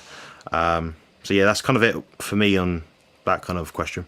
Yeah, I think just a couple things to add. Electrolytes, if you do, there is a such thing as too much. There's too much of everything, right? You can overconsume things. If you do have too much electrolytes, it's not like gonna kill you or anything, but you could be dizzy, you could be vomiting, you could have diarrhea and things like that. So it can have adverse effects. It actually could kill you. Okay, yeah. Too much potassium and stuff like that. Yeah. Salt, even. I mean, yeah. You're not gonna. The chances of you doing that at home are not very likely.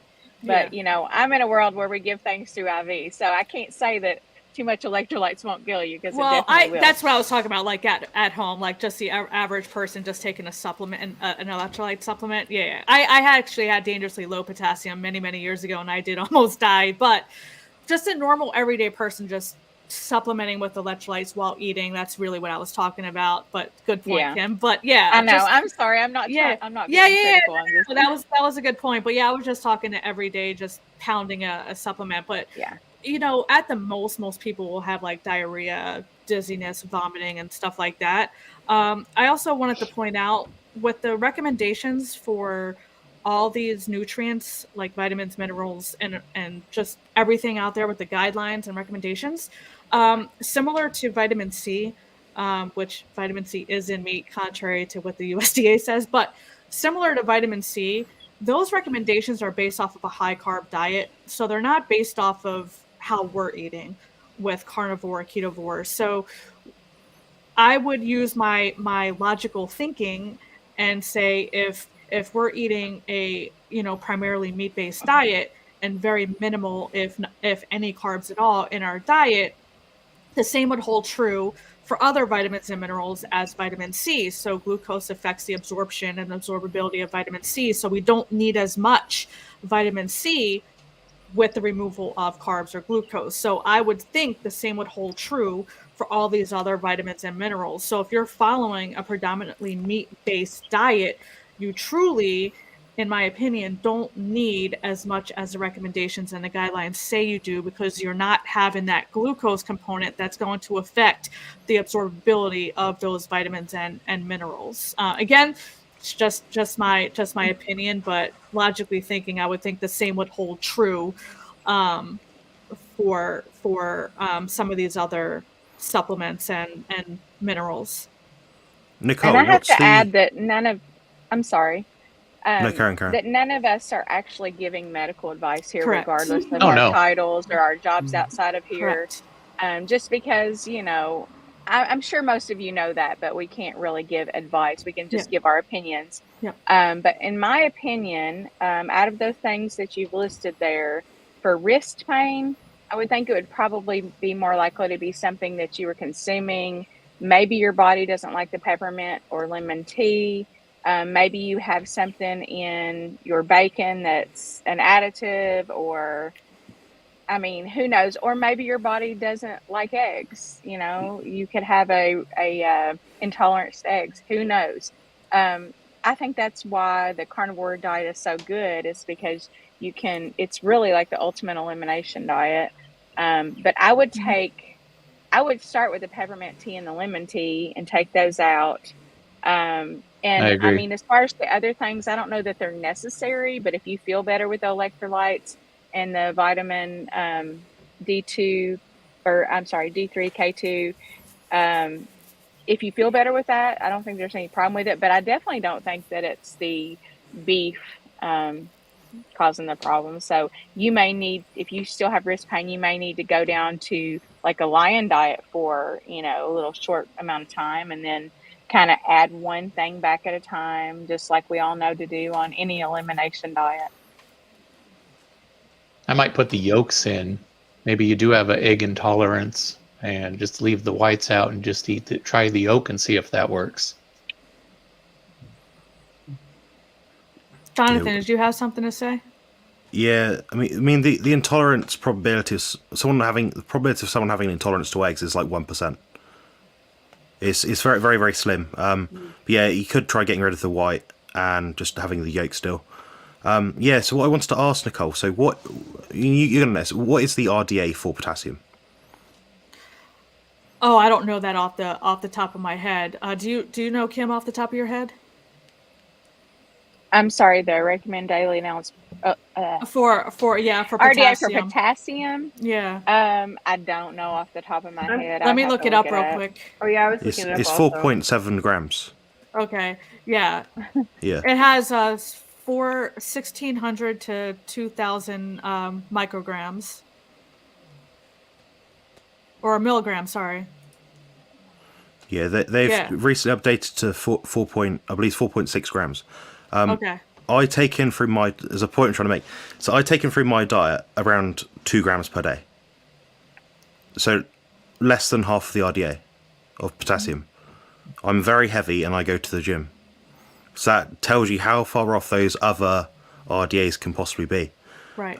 So that's why I think, although you can look at these nutrition charts and things and all this, that and the other, do you have a deficiency in the minerals? Can you show a proof of it in some way? Yes or no? In most cases, it's no. The fact is that most people aren't fat adapted. They're cheating on their diet, and they like to take supplements because they like to spend money on stuff because they think it gives them a small win. Yeah. Yeah, that's what I was saying. So those RDAs are based off the standard American diet. We're not following the standard American diet. So No. So yeah, that's exactly what Jonathan's talking about, is what I was the point I was making is those RDAs aren't for our diet that we're following. They're for the standard American diet. Yeah. So Dave, Ron, Aaliyah, do you guys have anything that you want to add to that? No. I have Okay. one thing. I got one thing. Eliminate seed oils. No seed oils. Yeah. I think there was another question in here. I'm trying to scroll through the chat here. So Carno Dane said weight training. So he's weight training. So maybe that's the cause of his wrist pain, maybe. Yeah, I mean, I've had a bad shoulder now for about 2 months because I slept funny. Like, doesn't make sense, does it? You know. Yes, carnivores can still have aches and pains and arthritis even, it's just not as likely. We're not magical creatures. No. I mean, we are. No unicorns. Look at us. We I are. thought we were unicorns. Unicorn. That's what I identify as. Me- Kim, you said you too? yes. And hey, we have a lot in common, by the way. You were a police officer in the Air Force. Yeah.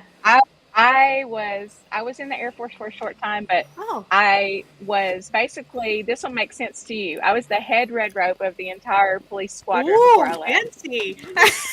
Wow. But I had to leave because I got hurt. So. Aw. Yeah, the red rope is like the leader of the pack, the trainee Everybody who's in charge. hated me. I mean, hated me. Yeah, I wanted nothing of that. I was just trying to like fly under the radar, but I was the smallest one. I was like strong as hell, but I was the smallest one, so I got made fun of a lot by the TIs. Aww. They call me Fifel, all these things. It was so mean and funny at the same we'll time. have to chat about that later because I've been meaning to tell you about that. Oh, that's so cool. Yeah, let's definitely. Hey, maybe we can collab. That'd be fun. Yeah, that'd be great. So Minimalist Carnivore, what's up, man? I have also heard the RDA is more about averages and actual numbers needed, a bit deeper than that, but not truly optimal. Yeah, so that's based off of the average healthy person. So all of the recommendations are based off of the average healthy person following the standard American diet. So the problem is the majority of people living in the United States are metabolically unhealthy. So the RDAs are based off of the averages, but the averages of healthy people who are metabolically healthy in the United States. But Jonathan, Kim, or anyone, do you guys have anything to add or any thoughts on that? There's nothing healthy about the standard American diet. The words health and sad diet should not be used. They're not synonymous with each other. So I mean, so sad. I was visiting home last year, and I just overdid it on the standard American diet, and I put on like probably 10 pounds in a month. And then, but I was walking around with my uncle, walking around Walmart, and I was definitely overweight. And I'm looking at these people feeling skinny. And this is the Midwest, and I hate that. I hate the fact that I'm overweight. I actually know I'm overweight, and I feel average or skinny. I know. So we got to keep talking about this. People need to relearn how we're supposed to actually be eating to be healthy, and not buy into like the pop propaganda that being obese is healthy. Well, hey, Alia, I have something for you along those lines. I got Employee of the Month the other day, and guess what they got me? What? Cake. Of course. I was like, thank you. And I'm like, oh God, in the back of my mind, I'm thinking, do they know? Do they know? Do they know? Is this am I being punked? So Mike wants to know what everyone's having for dinner. Dave, which are you home or are you on the road? It looks like you're home. Oh yeah, if this was my truck, boy, that'd be a real kind of special. That's a nice truck, Dave. I know, right? Yeah. No, I'm home till Tuesday. So was out 2 months, home for 5 days. Then I'll be back out for another 2 months here shortly. What's for dinner? Ribs. Barbecue ribs. Nice. Jonathan, what you got cooking up for dinner? Wait, actually, Dave, how many times a day do you eat? 2 on average. Okay. Jonathan, what about you? What's for dinner, and how many times a day do you eat? 3 to 4 meals. I personally feel better having 4, a bit more spread out. I'm more productive on 3 though, because you've got more time. I've got beef brisket with loads of butter, with a whey protein shake made of heavy cream, and maybe like a butter bite, and maybe some chicken skin crispy things. That's great. I need it. I eat a lot. Do you have a video on that or anything? On the chicken skin? Not in the chicken skins, no. Gotta eat the chicken skin. I mean, I'm sure it's not hard, right? But no, just low and slow with a bit of salt, maybe some white pepper if you like it as well. Do you have an air fryer? Oh yeah, I've got like a multi-tier one and all that stuff. I need to get one because I don't like the texture of fat, like the fat part of the meat. It just makes me gag. So Ron and a couple other people told me I need to invest in an air fryer to fry up the fatty bits, so I can actually get it down without gagging. And I like it. What's that? I like the fat. Oh, it's a texture thing. It just makes me. I can't even get it down my gullet. I can't. I wonder if you have like sensory issues. One of my sons has some sensory issues, and he would be like that with a lot of foods. Yeah, maybe. It's like as soon as it like touches my throat, it's just a gag reflex, and it just nope. So what about you, Kim? How many times a day do you eat, and what's for dinner? Usually I eat about 2, but I'm all back to the intuitive thing with everything, with eating, with all that. When I leave here, I am going straight to the grocery store, actually probably Sam's Club, and I'm getting about 5 packs of 3 ribeye because I like to have a lot on hand, and I don't want to run out, and I'm out right now, so it's going to be ribeye. Can't go wrong with ribeye. No. But yeah, about twice a day usually. Sometimes though, there are days when I'll only eat 1, and then sometimes I'll eat 1, and then like I'll get home from work at 8:30 at night and have just a can of sardines because I want to eat something. I'm physically hungry, but I don't want to eat right before I go to bed. And sardines is always just the perfect meal for me. Yeah. My husband and I were just talking yesterday about getting a Sam's Club or Costco membership to save money because we spent like $230-something yesterday on groceries. I was like, what in the heck? So we were talking about that. And if you get like the higher membership. I can't remember what, like the executive membership. It's more money, but then you'll get all that back if you go a lot. Yeah. I should do a video on that. You should. You should do a Costco or whatever Sam's Club I've got haul. Costco and Sam's, but I've Yeah, got you 4 should do a kids, grocery haul. I'm being Absolutely. greedy. I'm being I mean, selfish I've here. got You should. grocery 'Cause I wanna hauls. see. Listen, I've got grocery hauls filmed right now that I could post. Nice. Aaliyah, what about you? How many times a day do you eat, and what's for dinner? 2 to 3. 2 to 3. I feel better that way physically right now. I wish I could eat once a day because I like the idea of more productivity, actually. But I was doing 2 meals a day, but I would feel like my body would feel shaky. You understand what I'm saying? Like I was feeling like, breakfast, lunch, and dinner. Okay. And it's usually the same 3 items. I'm very boring. Yeah. Well, I saw you had a steak or beef pyramid, the new food Oh, yeah. pyramid. Yeah.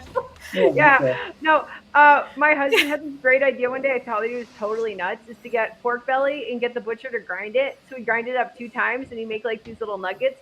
So it replaces like fake chicken nuggets and makes like pork belly nuggets. They're crispy on the outside. It's awesome. And we eat so much of that because it's like kid food.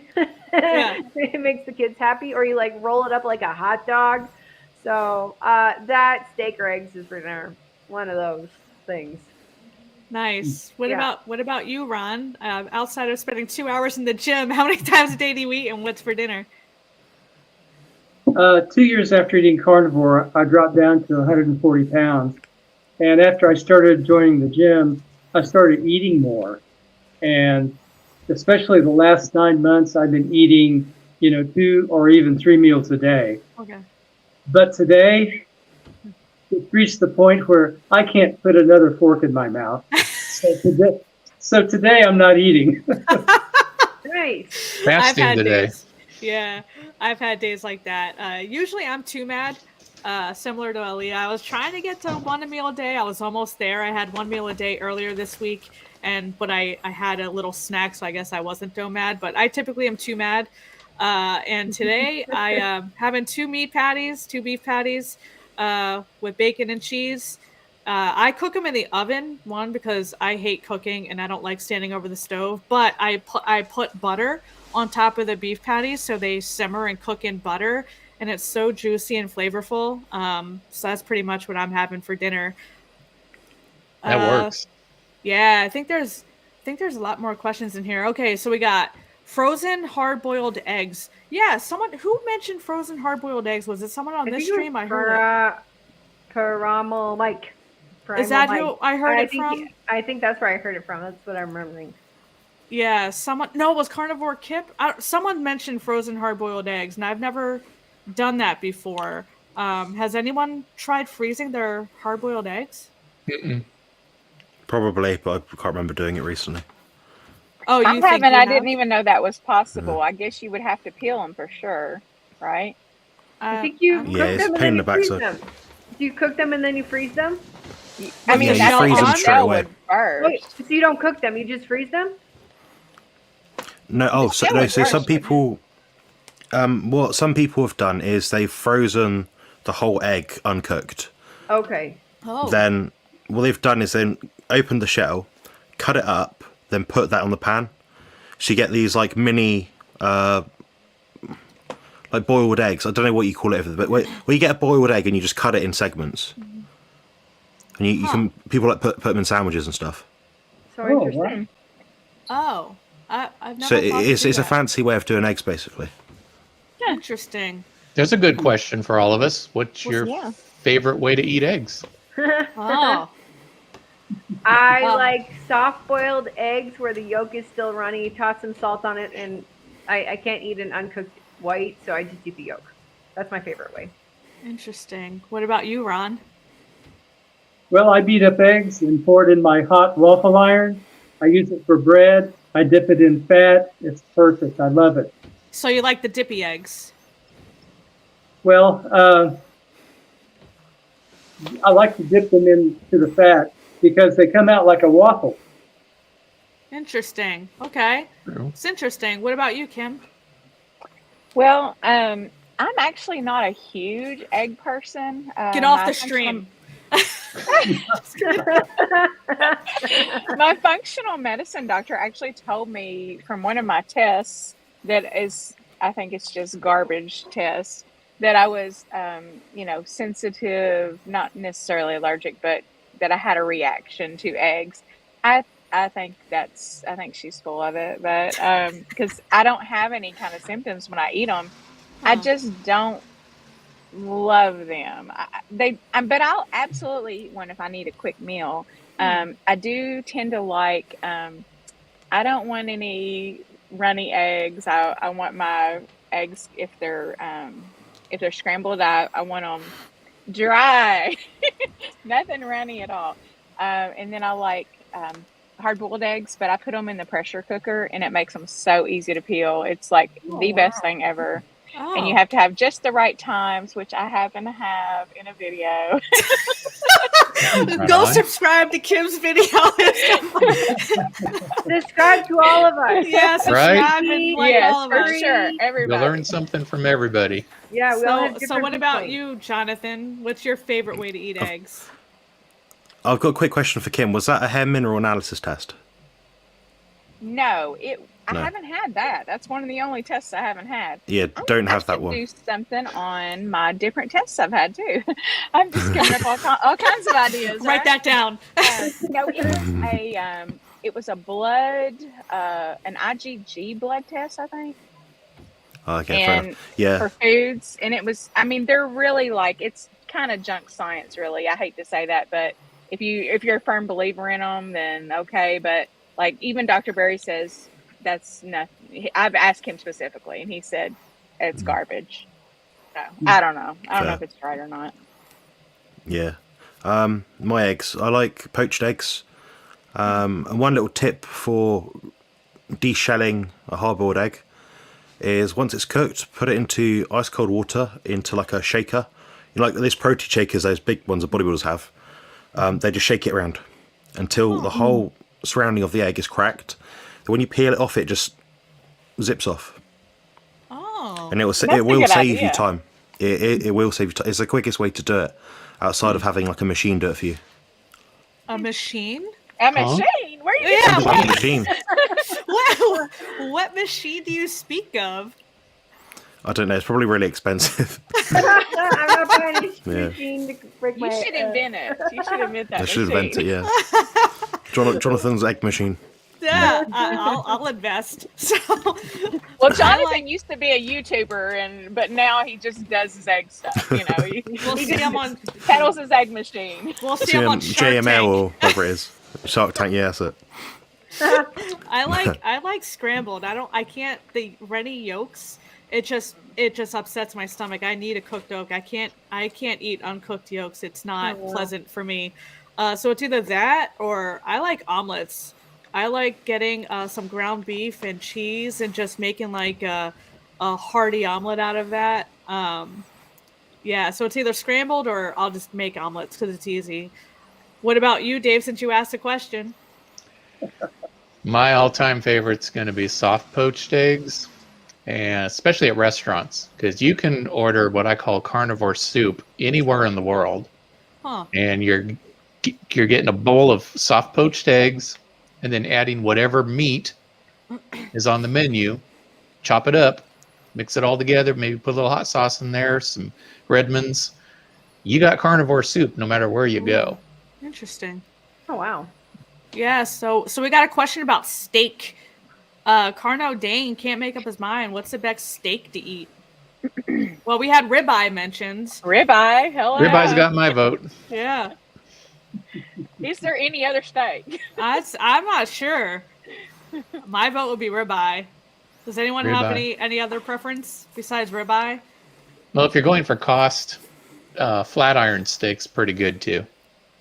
If it's truly a How do you cost. cook that? How do you cook that where it's not? Isn't it kind of tough?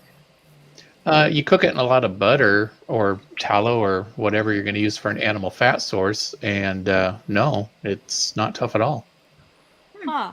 Well, we got the answer to the frozen egg thing. Thank goodness, Mike, because I I hard boil the eggs, peel the shells, and then put them in the freezer for about an hour until it's hard on the inside. Mm. That's interesting. Wow. What's up, Rick? See if there's any Rick eats a other. lot. Rick, yeah, he eats 3 times a day. He likes duck food specifically. And iguana. Right? I'm still waiting for him to spit roast an iguana and post it on YouTube. Oh my god. Hey, it actually had me thinking for a minute there when I watched that video. I'm a lizard mom. I can't do that. Aww. So Susan Hampton, welcome. She says, "Hey carnivore friends, could you please introduce everyone and post our links to your YouTube channels? I'd love to describe to you all. I'm only following Carnivore Ron presently." Absolutely. So Ron, I know Susan knows you, but for all the folks in the chat, why don't we just go around and do introductions? And while you're doing that, I'll drop everyone's handles in the chat. Oh, I started doing Elias. that already. Oh, you did? She's on it. Oh, Yeah. yay. Go. Oh. Alia. Speed. Right on. Carnivore Right. speed. Rock on, Alia. So what's up, Ron? Why don't you go ahead and lead us off? Well, I'm Carnivore Ron, and you can find my YouTube channel just under Carnivore Ron. Here you go. Alia. Alia Wells with my face. And yeah, I don't have any special logos. And yeah, That's not her YouTube channel. It's just Alia Wells. It's not Alia Wells Find with my my face. And there you go. Just my name. There's a couple of them there's a couple of Alia Wellses on YouTube. Oh. So just find the one with my face. And I have a red shirt on. There you go. Kim, can you top that?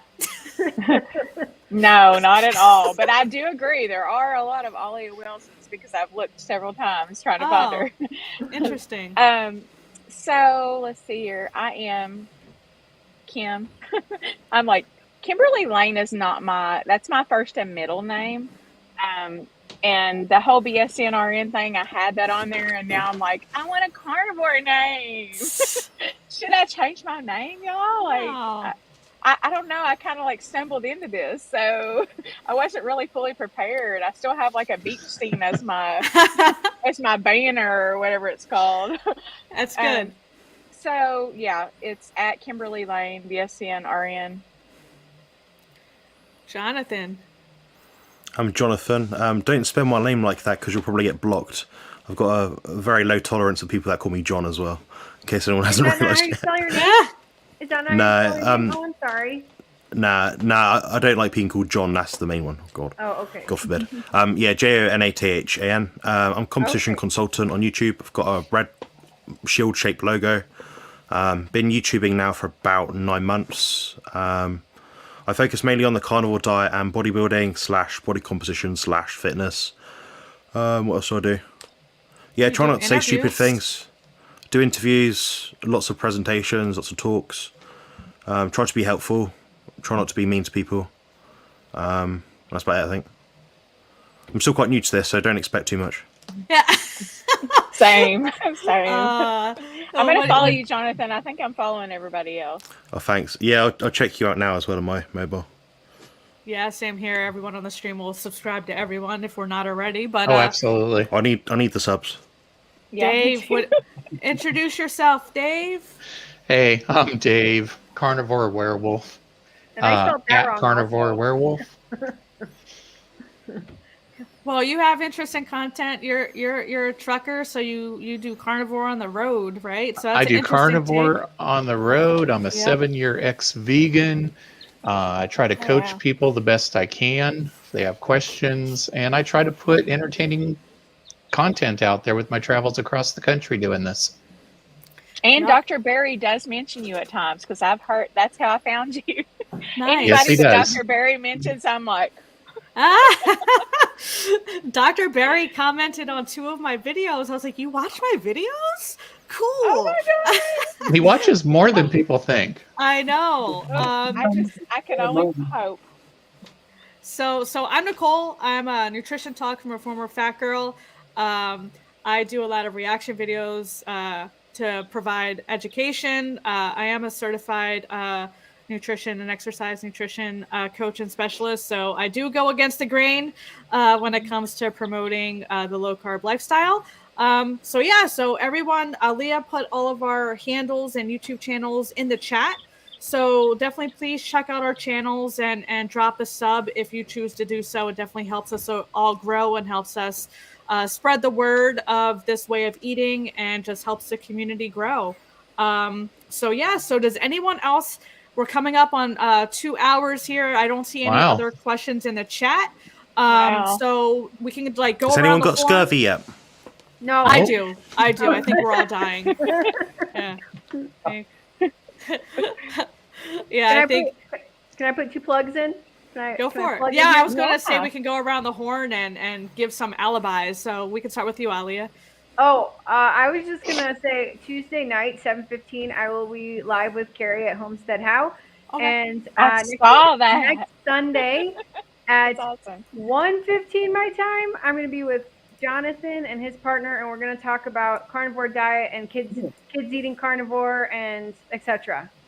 Yay. I'm looking forward to that. Yeah, me Sophie's too. excited for that one. Oh, Yeah. I'm so excited. Aw. She's like my hero, actually. She's like, Awesome. she lost 100 pounds as a mom. That's what I'm Nice. looking to Which is do. pretty cool. Yeah, she's Right pretty on. cool. Yeah, it's shameless plug time, right? Yeah, shameless plug time before we Go go. for it. I'm 20 minutes past when I was supposed to get off of here, so. It's all good. Yeah. What else we What? got? Going around the room. Kim, you're Oh, up. never mind. No, I was just going to joke and say, well, I have a TikTok I've been doing for 3 years so I could get comfortable on video and not hate my own voice and the look of myself on video. And I Aw. lip sync to Nicki Minaj sometimes. So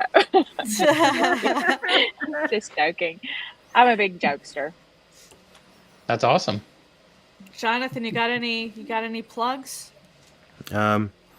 Yeah, I sell things that people will find very useful. I've got an exercise book, an ebook, which is like $3.50.